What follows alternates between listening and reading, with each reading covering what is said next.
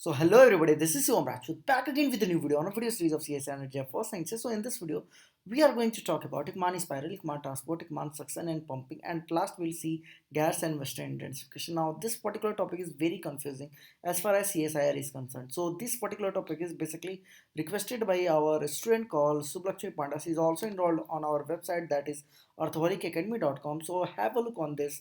You will never get all these things on a same platform across India. Okay, so have a look. Right now we have offers also. So without wasting a time, let's start the video. Now to understand this Ekman transport, first of all we should know what is a current. Current is basically a movement of energy as well as matter. In a case of wave, it's a movement of energy only. Now currents are of two types: surface currents and the deep ocean currents.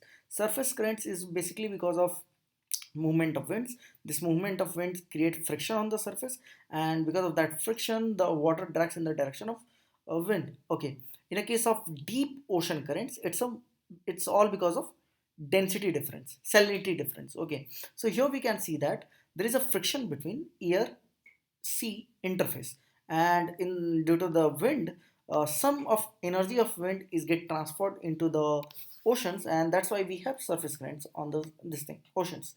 Okay, as we move down, we know hydrostatic pressure will increase. Okay, that rho gh pressure is equal to rho gs, that will increase, and because of this hydrostatic friction pressure, the friction will also increase, and here the friction is in between water layer. Here on the top surface it's a interface no of wind and water. As we move down, the hydrostatic pressure will increase, and the friction is in between two different water layers. Now the study is done by Welford Ekman, and that's why we have the name Ekman transport, Ekman suction and pumping and all. So we are assuming that uh, the the water is having different layers. Okay, now each layer is at the same time is getting deflected because of this Coriolis force. We know that if Earth is non-rotatory, if there is no rotation on Earth, in that case the water current will move in the same direction. But since we have rotation, right? So these fluids is getting deflected to the right and left, depends upon the which hemisphere it lies. So in the northern hemisphere it deflects to the right, in the southern hemisphere it deflects to the left. It's all because of Coriolis force. Okay, now let's see what a Ekman spiral is. Now suppose wind is moving like this on the top layer. Okay, now the very first layer on the ocean surface is getting deflected by 45 degree to the wind direction, and it is right in the northern hemisphere. Okay, now with respect to the first layer, the layer which beneath it, it again deflected with certain angle, and then certain angle like this. And there is a point on the ocean, uh, you can say ocean water, somewhere in the ocean water, somewhere close to 100 meters. It depends upon the wind speed. Okay, the depth depends on the wind speed. So let's assume at 100 meter, the the direction is exactly opposite to the wind. So beyond that there is no movement. So that level is called level of no motion. Okay, so now here we can see that suppose the depth of water is 100 meter, wind is moving in this way, and this is the northern hemisphere. So the ice box, and even in the entire sea, you can see it is moving at a 45 degree angle to the wind direction. Okay, because it is in the first, say, 10 meters of the water level, and the first 10 meter is considered as one layer of water. So say this is 10 meter, so it is getting deflected to 45 degree, and that's the reason why the iceberg as well as sea is not moving in the same direction. It is first observed by uh, Ekman, and then he found that it's all because of Ekman spiral thing. Okay, is this clear or not? So Ekman spiral is something like this. The first layer is having certain angle, and as we move down, you can also see that as we move down, the size of arrow is getting decreasing. Like the size is decreasing, right? And why it is decreasing? The reason is the velocity is decreasing. Since friction is increasing, friction basically decrease the velocity, right? So because of that, the magnitude as well as the direction will change. So magnitude is was the size, the velocity, and the direction is basically there is a certain tilt from the above से थोड़ा सा tilt हो रहा है, right. As we move down it gets separated. Okay, so in the deeper water it continues deflect to the right and moves at a slower speed with increased depth, causing Ekman spiral, and this is the reason why we have the spiral like movement. Okay, now what is Ekman transport? So this Ekman transport is basically, you can say that it's a average water movement for an entire column.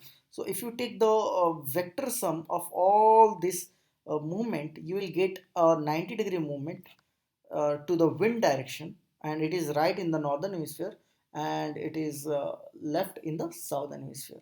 So that is called Ekman transport.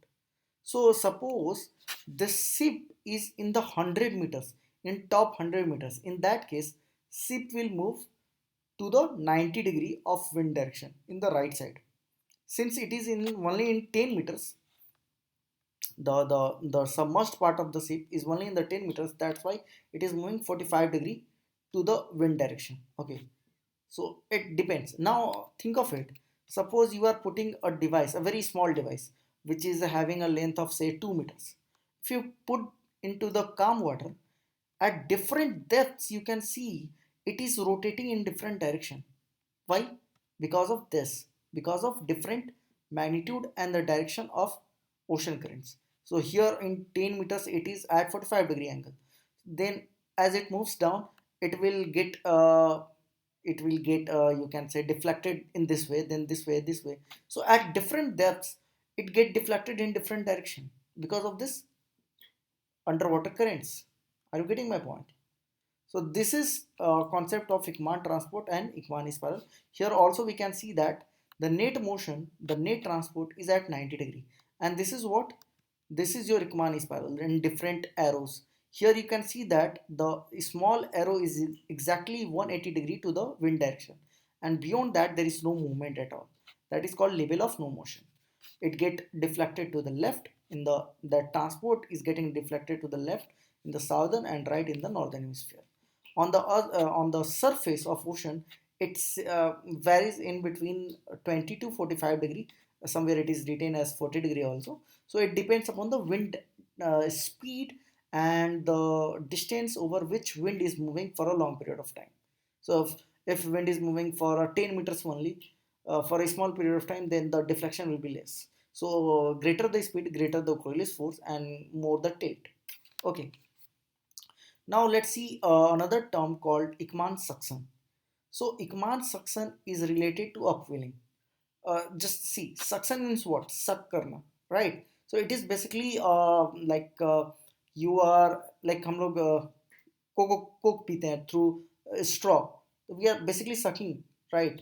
We are basically sucking coke or Pepsi like that. So suction is basically getting water from the low this deep regions. So why we have this suction? Now think of it. Suppose we are in the northern hemisphere. Wind is moving parallel to the coast. Wind is moving parallel to the coast. Now this, for this arrow, what will be the right side? The right side will be simply this way. In that way we have Ekman transport. So for this wind direction, this is the right and this is the left. Now we know that Ekman suction is, what is Ekman suction? Think of it. अभी just मैंने बताया. It's basically upwelling.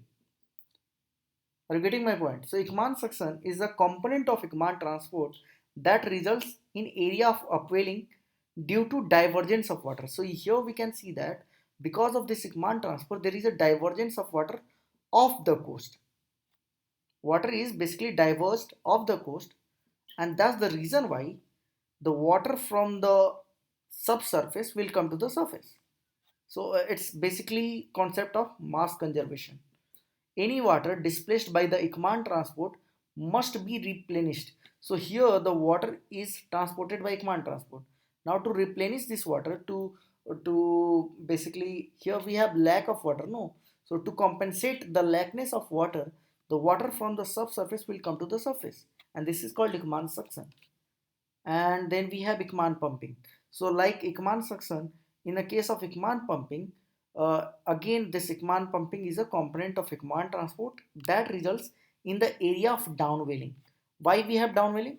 Now suppose we are again in the northern hemisphere, but wind is like this. Okay, now for this wind direction, this is the right side. Okay, so here the water is piling over the coast. Now again, from the concept of mass conservation, this pile up water up the surface must be pushed downward, and since it is pushing downward, it will create a downwelling zone. So are you getting my point? Why Ekman pumping and Ekman suction takes place? It's again depends upon the direction of wind. If it is away from the coast, the Ekman transport is away from the coast, then there is a divergence, and divergence create Ekman suction. If it is towards the coast, Ekman transport is towards the coast. In that case, we have piling of water, and that piling of water will create Ekman pumping. Is this clear? Now let's see. I will come to this, but before that, I want to discuss this one. So this is our equator. We know that in the both sides of the equator we have equatorial currents.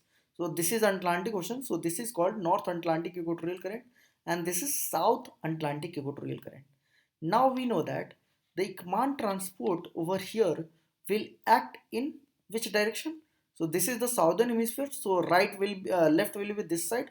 This is the left of for this arrow, and this is the right for this arrow, because this is your northern hemisphere. So right in this side and left in this side. Now there is a divergence in between them. So arrow is in the opposite direction, no? So in between them we have a zone of divergence, and whenever we have divergence over there we have what? Ekman suction. Divergence is related to suction. So here we have upwelling of water. Is this clear? Now think of it over here. This is your easterly winds, that is trade winds. Trade winds is moving from east to west. Okay. Now this is the zone of westerly, which is moving from west to east. Now for this arrow, the right side will be this way because it is in the northern hemisphere, and for this westerly winds, again right side will be in this way because again it is in the northern hemisphere. So now here we can see that both are convergence, both in the both case, because of this Ekman transport by westerly and easterly, we have convergence of water, and this convergence of water will create what? Piling up of water, that leads to downwelling. So that leads to downwelling, and that's the reason why we have dome structures in the oceans. So there is a small mound like formation will form in central regions of gyres. So gyres will develop. So here we can see that westerly is moving like this, the net Ekman transport is this way, easterly is moving like this, and the net Ekman transport will be this way. So here in the central region there is a formation of water piling. Water piling will occur, right? Downwelling water will pile up over here. In the same way in the Pacific also it will develop, in the Indian Ocean it will develop. So like this way in the subtropical region we have five gyres, and these gyres are having additional water, and it will be basically a mound like structure in the ocean. Since the oceans are very big, you can't even notice it. Okay, but there is some 1 meter to 2 meter increase in height because of this gyres formation. So these are the gyres. These are the circular movement of gyres. Remember, the gyre direction in the northern hemisphere and in the southern hemisphere are exactly opposite.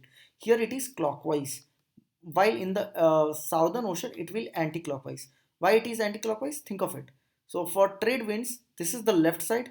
For this arrow, this is the left side, and for this arrow, this is the left side. So it will turn into something like this. The movement will be anti-clockwise. Again, it is a previous year question. Remember, it will be anti-clock in the southern, clock in the northern. Now here we can see that these five gyres. Okay, now I will come to this photo now. So because of the additional water, the dome-like structure will develop in the ocean. Now this dome-like structure is having steep gradient in the western side, while gentle gradient in the eastern side. Okay, so this is the western side of the ocean. Suppose this is the entire ocean. Here we have continent, here we have continent. This is the ocean. So in the western side, you can see the contour lines are very close. Okay, these PGF lines, pressure gradient force lines, pressure gradient lines are very close. While as you move in the eastern side, they are wide apart. Okay, is this clear or not? Since they are close over here, that means in a narrow region, waters have to move from this way to this way.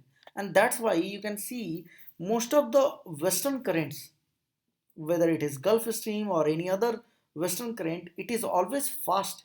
It is fast moving currents. जितने भी warm currents होते हैं, which is in the western side of the ocean, they are fast moving. They are deep currents. Okay, they are very narrow in nature.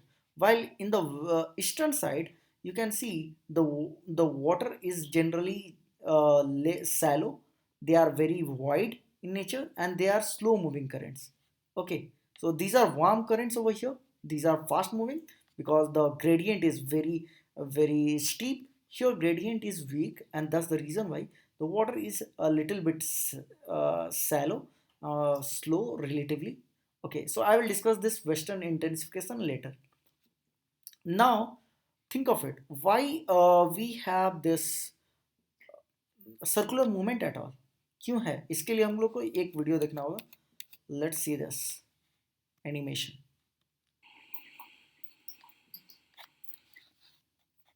So here we have inclined surface. On the inclined surface, suppose we have a ball over here, a simple cricket ball. Okay, wait a second, let me play again. So on an inclined surface, if we put a ball, say if I keep a ball over here, this size ball, it is circular. It's like this. Okay, a circular ball. It will simply fall down because gravity will act, G will act this way, and cos theta will act in this way, G cos theta will act this way. So this ball will simply roll to the this thing ground. But what happen if we change the steepness of the this floor? Let's check what happened if we change the steepness. Now the gradient is very less and the size of ball is also less. In this way, the gravity won't work down the surface. क्योंकि see here what is happening. In the previous case, ball is very huge. So if ball is huge, mass is huge, so gravity ज़्यादा लगेगा, right? It will simply fall down. It will simply roll down. But here in this case, the gradient is very less. It's in minutes. Okay, very small, and the size of ball is also small. And now remember, our Earth is rotating, right? So there is a Coriolis force. Now Coriolis force will be dominant instead of the downward gravity force. Now Coriolis force is dominant. In the previous case, here, in this case, gravity is strong. Coriolis force is there. Here also we have Coriolis force, but gravity is much strong because there is more stiffness. At the same time, the size of ball is huge, so gravity is greater than your this thing Coriolis force. But in the later case, in the later case, gravity is very weak, so Coriolis force will become stronger over here, and this Coriolis force simply deflects to the right in the northern hemisphere and to the left in the southern hemisphere. Suppose it is moving to the right, so for this it is moving this way. Okay, this way it is moving because of Coriolis force. It is not falling down the slope. Now think of it, in the oceans, because of this gyre formation, we have mound-like structure, pile up of water. So this entire ball will move not in a straight line. Instead of that, it will complete a circular line. क्योंकि it's a mound, no. देखो flat surface और it is moving in a straight line. But now in the ocean, in reality होता क्या है? Because of this convergence of water mass, there is a mound-like structure formation. एक छोटा सा hillock form हो जाएगा पानी का. Okay, now since it is a kind of hemispherical, the ball will move in a circular path over it. And ये circular path पे क्यों मूव कर रहा है? Because of this Coriolis force. Okay, So this is called geostrophic flow.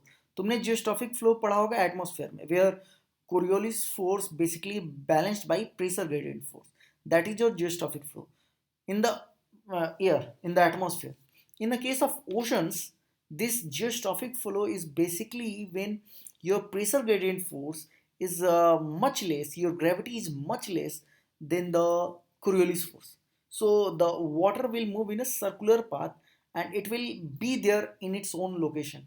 It will, देखो यहाँ तुम देख रहे हो ना, here gravity is trying to make the surface flat and Coriolis force is trying to make the surface more hemispherical. Coriolis force के कारण पानी पाइल अप हो रहा है, राइट, एंड ग्रेविटी इसको क्या करना चाहता है, फ्लैट करना चाहता है. ओके, इज दिस क्लियर और नॉट? यहाँ देख रहे हो, कोरियोलिस फोर्स के कारण ही ये वाटर पाइल अप हो रहा है, but gravity is trying to make it flat. So we can say that a geostrophic flow is that flow where this Coriolis force dominates then your pressure gradient force as well as your gravity force. Okay, now ये video animation देखो, you will come to know better. So in these regions, यहाँ इन regions में क्या हो रहा था, water pile up हो रहा था, and क्यों pile up हो रहा है? Because of Ekman transport. Ekman transport for easterly is in this way, for westerly is in this way. Both will converge the water. Convergence of water will create gyres. Okay, gyres, pile up of water, and then downwelling is there. Now let's see. It creates pressure zones, high pressure zone and low pressure zone. Why there is a high pressure zone in this side? Because the gradient lines are close. मैंने पहले भी दिखा चुका हूँ. यहाँ high pressure होगा this side. Okay, lines are closer.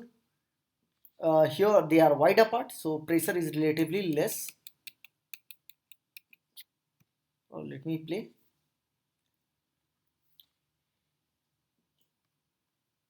Okay, now pressure difference is not that much. That's the reason why यहाँ Coriolis force जीत रहा है.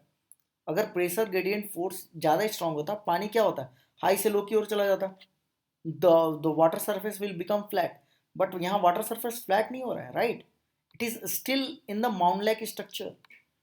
So why it is in the mound-like structure? Because Coriolis force is stronger. Coriolis force is stronger than the pressure gradient force. So पानी को तो ऐसे जाना चाहिए था, हाई से लो की तरफ, but ऐसा होता नहीं है. It's not like that. It always be there in a complete circle or elliptical manner. So the water will move in this way, and this is called geostrophic flow. In the every ocean we'll see gyres like this, where the western boundaries are very narrow and the eastern boundaries are wide apart. Okay, is this clear? So here we can see two Ekman transport. This is Ekman transport by westerly. This is by easterly. This will create a convergence of water, piling of water, and this piling of water will create a high pressure in the center and low pressure outwards. So the pressure gradient force will act this way, high to low. But in reality, what happens? Instead of movement high to low, it will move in a circular path. It will move this way. Okay, is this clear? So this is called geostrophic flow. Now you can see this. This is from research paper. So basically these two are satellites, Topex and Poseidon. They are having altimeters. So ये ocean के surface में क्या changes आ रहे हैं ये बताते हैं. Okay. So basically dynamic topography. Dynamic topography is used for ocean surface measurements. So you can see that the western boundary of the oceans, this here, you will see the height is more. It's in centimeter. And the eastern boundaries are relatively having less height. Okay, from mean sea level. So mean sea level से ऊपर यहाँ height बढ़ जा रहा है and here it is less. Why it is so?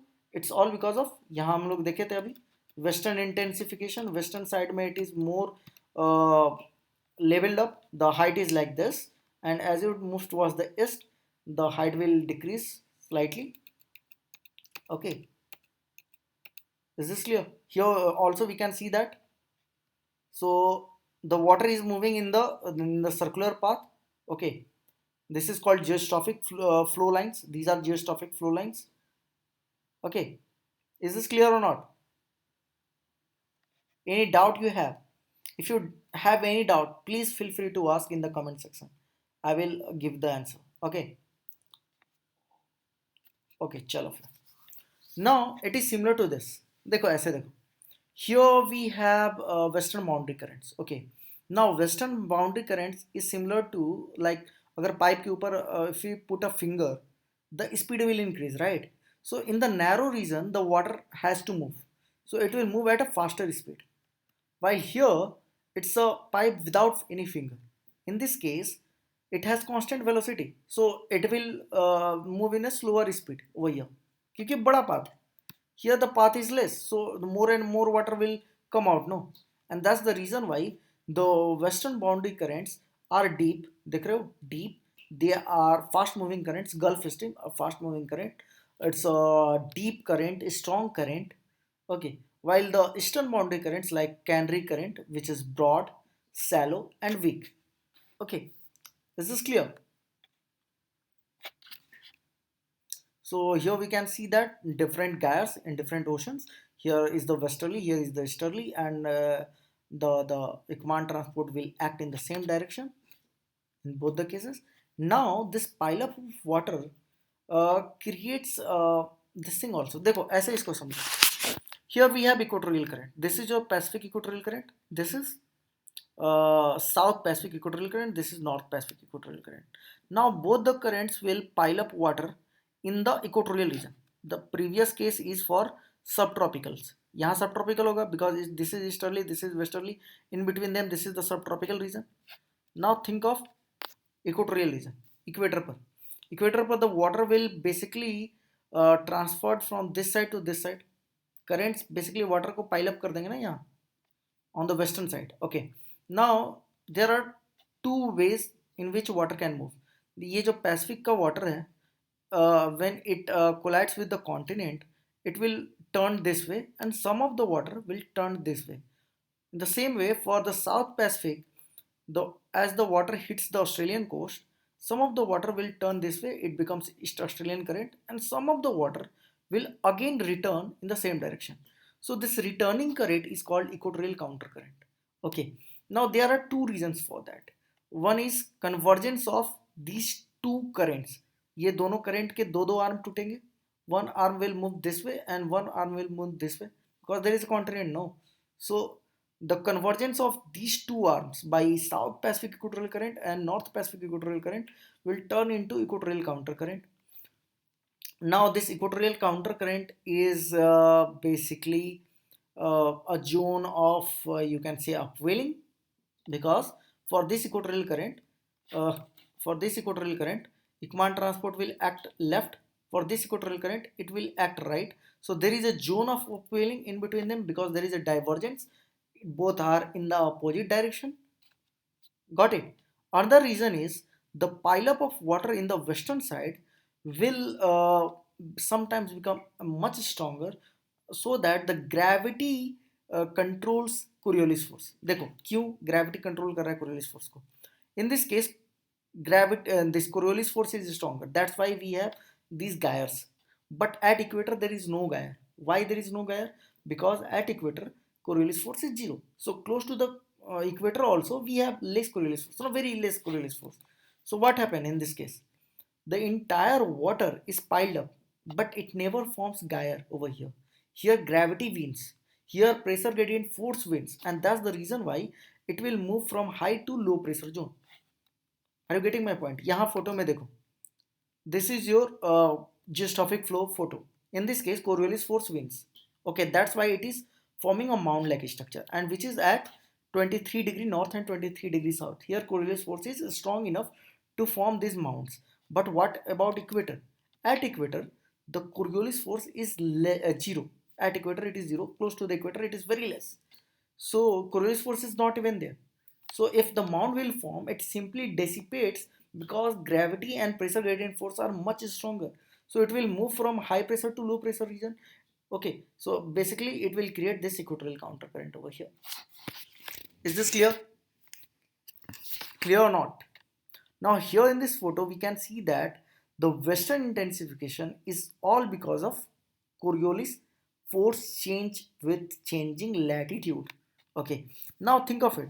This is your equator. Okay, now from this side, this is say north equatorial Atlantic current. It is moving this way. Here it's Florida current, and as you move away from the equator, there is increase in Coriolis force, right? So on the equator, there is no deflection at all. Okay, since Coriolis force is less. But as you move away and away, the deflection will rise. Okay, and as you move this side we have Kendrick current. Here in this case, we are moving again towards the equator, again towards the equator. So that means as you move towards the equator, Coriolis force decreases. So deflection will be less. In this case, deflection will be less. In this case, deflection will be more. And that's the reason why you can see the currents over here, over a short path, it is having more deflection than the eastern counterpart. Okay, getting my point.